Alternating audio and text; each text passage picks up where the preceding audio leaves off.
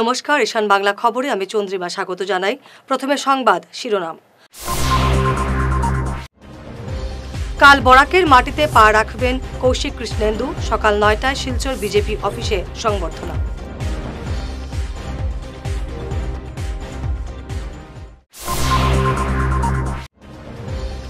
পনেরো ডিসেম্বর রাজ্যের ২০ লক্ষ নয়া রেশন কার্ড ঘোষণা মুখ্যমন্ত্রী।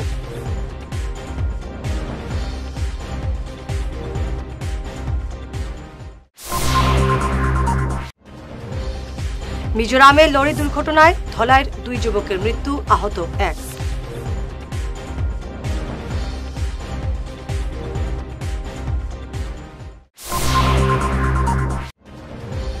রাতে ঘন কুয়াশায় টিপারের পেছনে বাইকের ধাক্কা, মৃত্যু পঞ্চায়েত কর্মীর।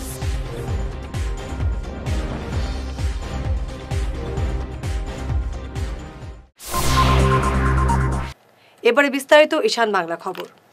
কাল বরাকে আসছেন সদ্য মন্ত্রিত্ব পাওয়া কৌশিক রায় এবং কৃষ্ণেন্দু পাল। তাদের আগমন উপলক্ষে জমকালো স্বাগতমের ব্যবস্থা করা হয়েছে। শিলচর শহরে দেখা যাচ্ছে অসংখ্য ব্যানার, পোস্টার, তাতে কৌশিক এবং কৃষ্ণেন্দুর ছবি। মন্ত্রী হওয়ার পর একসঙ্গে আসছেন দুজন, তাই বিজেপি মহলে উৎসাহের অন্ত নেই। বৃহস্পতিবার সকাল ৯টায় শিলচর বিজেপি অফিসে সংবর্ধনা দেওয়া হবে কৌশিক রায় এবং কৃষ্ণেন্দু পালকে। মন্ত্রী কৌশিক রায়কে স্বাগত জানাতে ব্যাপক প্রস্তুতি চলছে শিলচর, লক্ষ্মীপুর সহ কৌশিকের মূল বাড়ি তাপাং ব্লক এলাকায়। কাঁঠাল জিপির প্রাক্তন সভাপতি রমেন রি জানান, তাপাং ব্লকের দলীয় কর্মী সমর্থকরা বাইক র্যালি করে মন্ত্রী কৌশিককে কুম্ভীরগ্রাম বিমানবন্দর থেকে স্বাগত জানাবেন। আমাদের সবচেয়ে প্রথম আমি ধন্যবাদ দিব আমাদের আসামের সবার প্রিয় মাননীয় মুখ্যমন্ত্রী হিমন্ত বিশ্ব শর্মা মহাশয়কে। উনি আজকে আমাদের লক্ষ্মীপুরের কর্মবীর বিধায়ক শ্রীযুক্ত কৌশিক রায় মহাশয়কে এমএলএ, বর্তমানে এমএলএ আর প্রথম এমএলএতে ওনাকে যে মন্ত্রী দিয়েছে, তার জন্য আমরা আমাদের চা জনগোষ্ঠী মোর্চার পক্ষ থেকে, কাছাড় জেলা কমিটির পক্ষ থেকে আমরা অনেক অশেষ ধন্যবাদ জানাই, ওনাকে কৃতজ্ঞতা জানাই। আচ্ছা, আপনার আগামী ১২ তারিখে উনি আসছেন, মাননীয় মন্ত্রী আসছেন, আপনাদের জিপি থেকে কি প্রস্তুতি নেওয়া হচ্ছে? আমাদের জিপি মানে আমাদের তাপাং ব্লকের তাপাং মণ্ডলের পক্ষ থেকে আমরা এই পরিস্থিতি নিয়েছি যে উনি যখন শিলচর আসবে সকালে, আমরা ওনাকে এয়ারপোর্ট থেকে রিসিপশন করব এবং সারাদিনে ওনার কার্যক্রম শেষ করার পরে আমরা বিকাল সন্ধ্যে ৬টার সময় আমরা ওনাদের প্রোগ্রাম রেখেছি বর্ষাঙ্গনে। আমাদের মণ্ডলের পক্ষ থেকে এবং এলাকাবাসীর পক্ষ থেকে, ভারতীয় জনতা পার্টির একনিষ্ঠ কর্মীদের পক্ষ থেকে আমরা ওনাকে আমাদের কাঁঠাল ঘাগরা ব্রিজের যে ব্রিজ আছে এখান থেকে আমরা ওনাকে এই র্যালি করে নিয়ে সুস্বাগতম জানিয়ে ওনাকে ওনার বাড়ি বর্ষাঙ্গনে আমরা পৌঁছাবো। র্যালিতে কী কী থাকছে? র্যালিতে আমাদের থাকবে বাইক থাকবে আর গাড়ি থাকবে। ১৫ ডিসেম্বর রাজ্যের ২০ লক্ষ লোককে নয়া রেশন কার্ড বিতরণ করা হবে। এছাড়াও বন্যায় ক্ষতিগ্রস্ত ৬ লক্ষ পরিবারকে দেওয়া হবে সরকারি সাহায্য।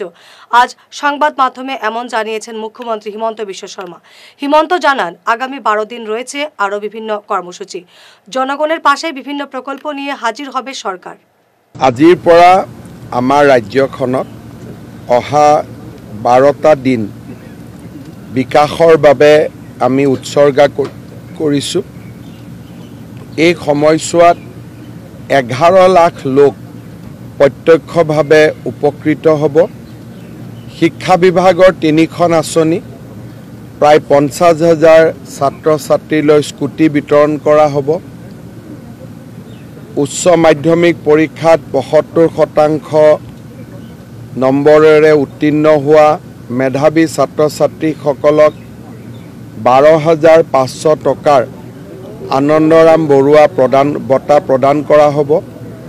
আৰু ৰাজ্যৰ ৩.৫ লাখ নৱম মানৰ ছাত্ৰ ছাত্ৰীক বিনামূলীয়াকৈ চাইকেল প্ৰদান কৰা হ'ব।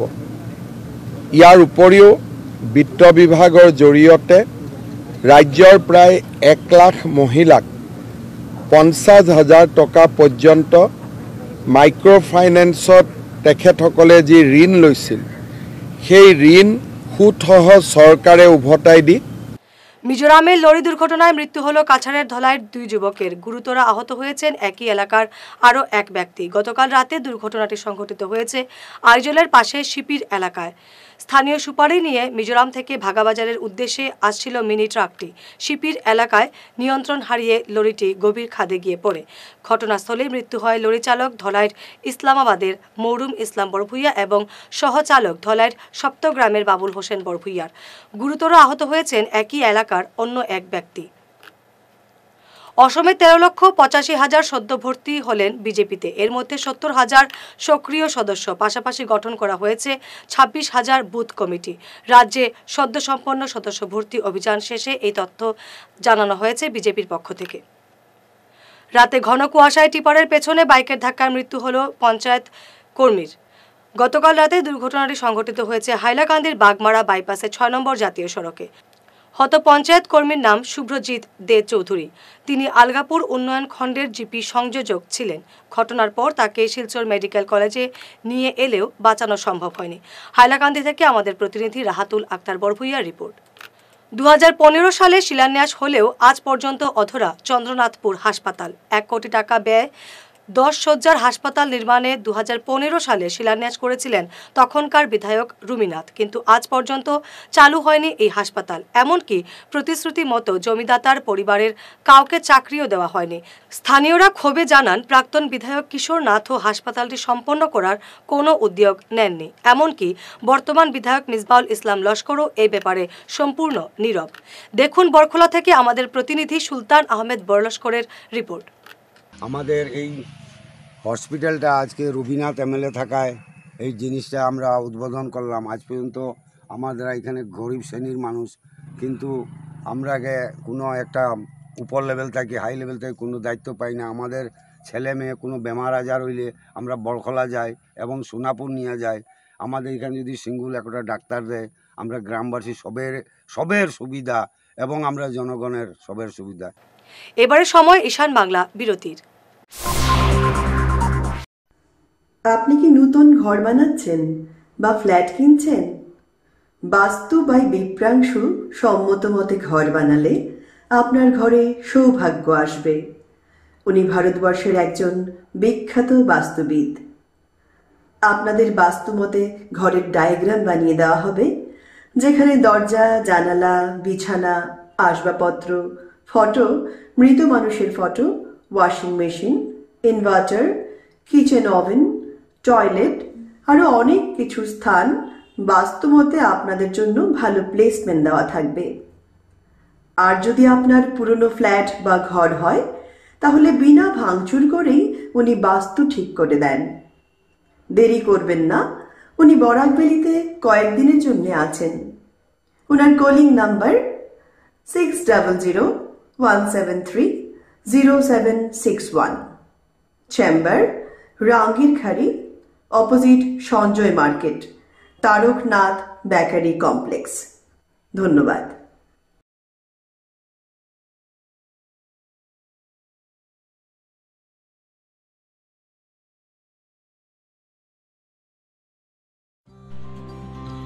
সোনার সংসার জুয়েলার্স। সোনা মানেই সোনার সংসার। আমাদের এখানে রয়েছে চূড়, বালা, ব্যাঙ্গল, মান্তাসা, চেইন, রিং, চুড়ি। 50,000 টাকার সোনার গহনা কেনাকাটা করলে রয়েছে একটি নিশ্চিত উপহার। 5 লক্ষ টাকার ওপরে কেনাকাটা করলে একটি ডায়মন্ড রিং উপহার হিসেবে পাওয়া যাবে, উইথ 50% মেকিং অফ, অর্থাৎ মজুরি 50% ছাড় রয়েছে। ইএমআই সিস্টেমে সোনা পাওয়া যাবে। মাসিক কিস্তিতে সোনা কিনতে পাওয়া যাবে। 12 মাসের কিস্তি জমা দিলে 13 মাসের কিস্তি সম্পূর্ণ বিনামূল্যে। পুরনো সোনার বদলে নতুন সোনার গহনা পাওয়া যাবে। এছাড়াও আমাদের মধ্যে রয়েছে ডায়মন্ড রিং, গলার হার, মঙ্গলসূত্র। ন্যূনতম 50,000 টাকার বিয়ের সেট পাওয়া যায়। সব ধরনের আধুনিক গহনা পাওয়া যায়।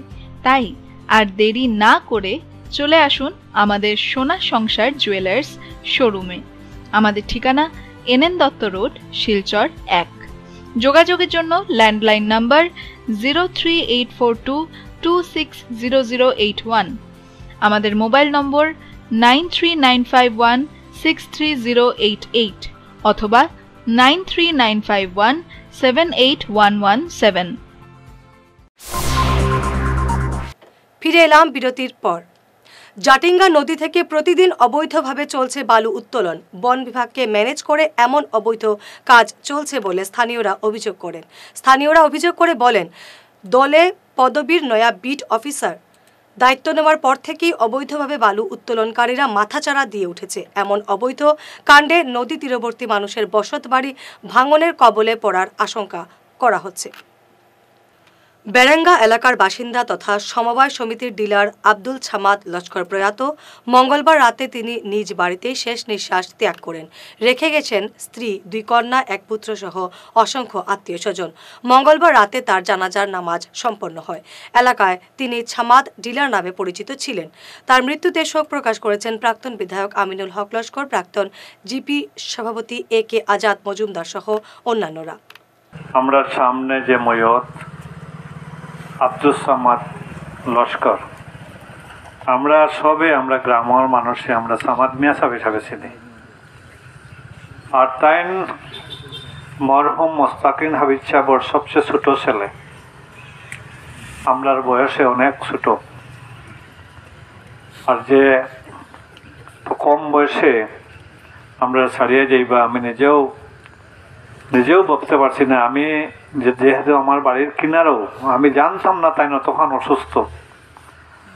আজকে সকালে তার ছেলেরে পাঠাইছেন আমার বাড়িতে গিয়া, ছেলে হয়তো সকাল গেছেন, গেট বন্ধ, আমার বাড়িতে পাঠাইছেন, আজাদর বাড়িতে পাঠাইছেন। আজাদ আইছে, তার কিছু বক্তব্যও শুনছে। তার শেষ কথাটাও হয়তো হওয়ার ইচ্ছে আসলো আমার কাছে, কেউ আজাদর গেছে, কিন্তু আমি আইয়া প্রস্তাব পারছি না। আজাদ ফুটছে, কারণ কিছু শেষ কথাও আজাদর গেছে তাই কইছেন। কুলার খাওয়ার পরেও আর বেহুশ হয়েছে না, আর হুশ হয়েছে না। রংপুর শিমুলতলায় মধুরা নদীর উপরে সেতুর অ্যাপ্রোচের কাজের জন্য ভিটেহারা রতন দাস পরিবার নিয়ে অসহায় হয়ে পড়েছেন। তিনি সংবাদ মাধ্যমে বিস্তারিত তুলে ধরে বিধায়ক মিহিরকান্তি সোমের দৃষ্টি আকর্ষণ করেছেন। আমার নাম রতন দাস, আমার বাসা রংপুর শিমুলতলা। এই 2014 ব্রিজের একোয়ার করছে। একোয়ার করার পরে আমি আমার জায়গা সারিয়া আমি ঘর বানাইছি। এই ঘর এখন তারা কয় ঘর ভাঙো। ঘরের কোনো আমি টাকা পাইছি না। আমার জমিন আছে আমার আর আমার বাবার মিলাইয়া 7 কাঠা। এখন তারা কোনো একোয়ারও দেয় না, কতটুকু পর্যন্ত 7 যাইব। তারা আমার 3 কাঠা জমিনের পয়সা আমরা পাইছি। এখন দেখা যায় আমার ঘর বাড়ি সারাই যার গিয়া, কিন্তু কখন পর্যন্ত তারা কার্য করে আমার কইছে না অতটুকু জায়গা, কিন্তু 3 কাঠা জমিন পাইছি। এখন দেখা যায় তারা রাস্তা বানাইতে গিয়ে আমার পুরা 7 কাঠা জমিন যায়।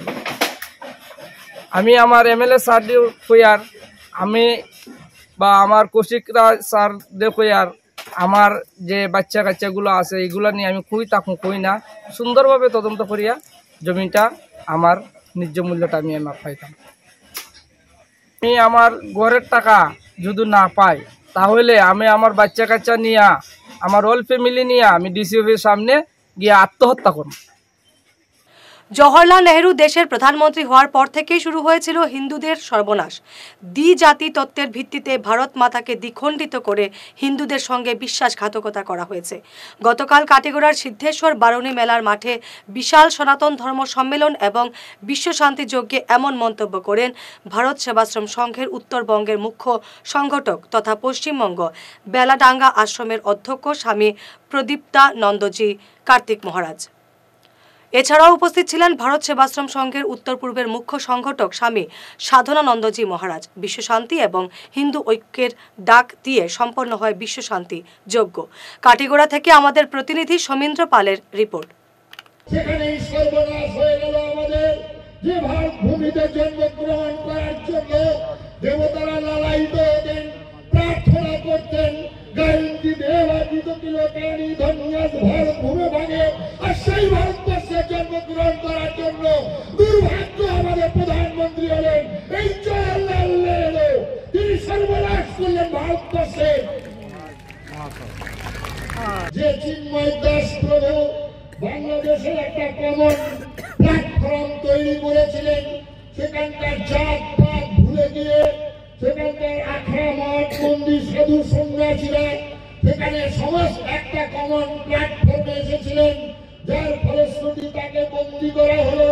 এমন নির্মম অত্যাচার, যারা ওষুধ দিতে যাচ্ছিলেন, যারা খাদ্য দিতে যাচ্ছিলেন, একজন নিরামিষ ভোজী সন্ন্যাসীকে কত ভয় আর তাদের গ্রেপ্তার করা হয়। আমরা ভারতবর্ষের হিন্দু সম্প্রদায়, আমরা বাঙালি, আমরা আসামের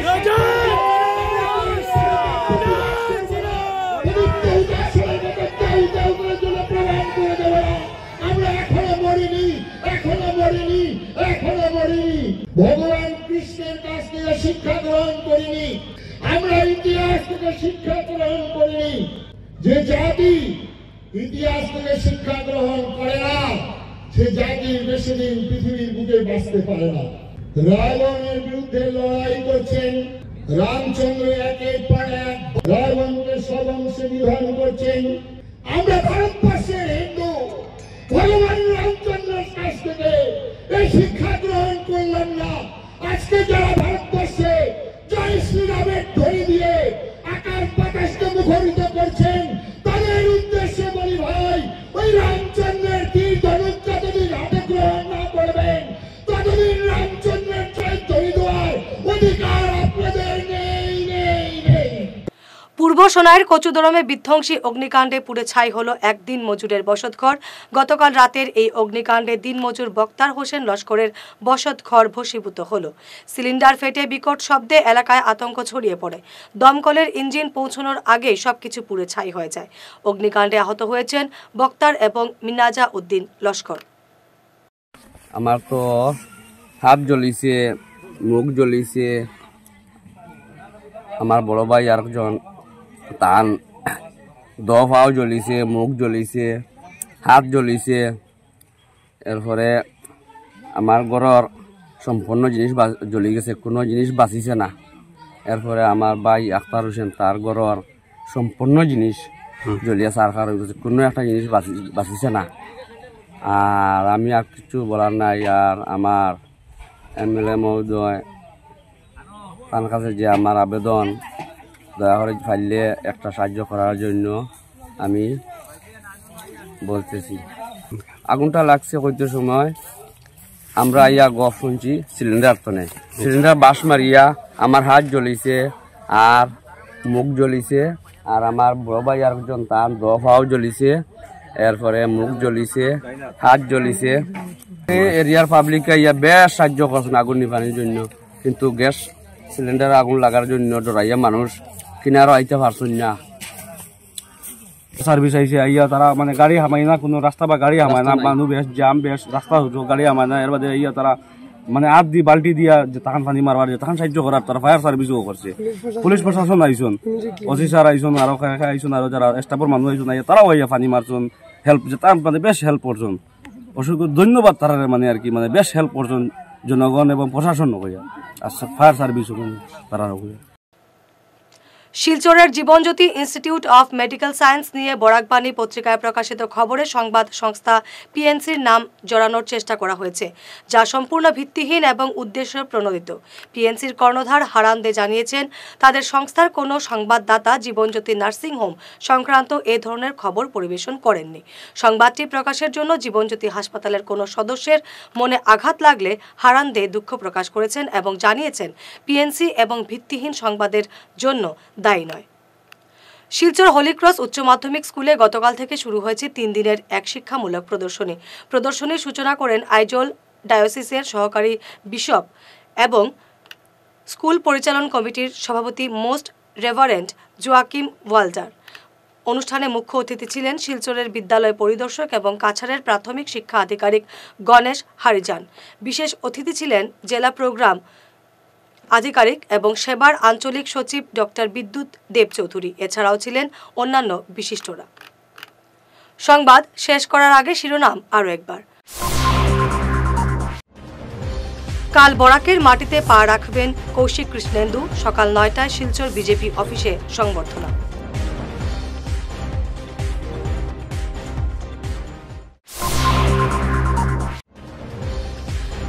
ডিসেম্বর রাজ্যের 20 লক্ষ নয়া রেশন কার্ড ঘোষণা মুখ্যমন্ত্রী।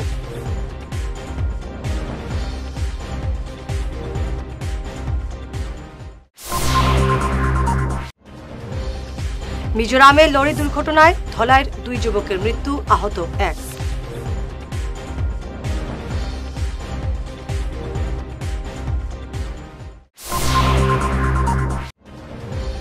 রাতে ঘন কুয়াশায় টিপারের পেছনে বাইকের ধাক্কা, মৃত্যু পঞ্চায়েত কর্মীর।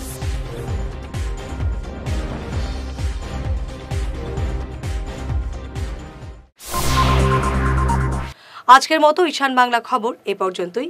নমস্কার।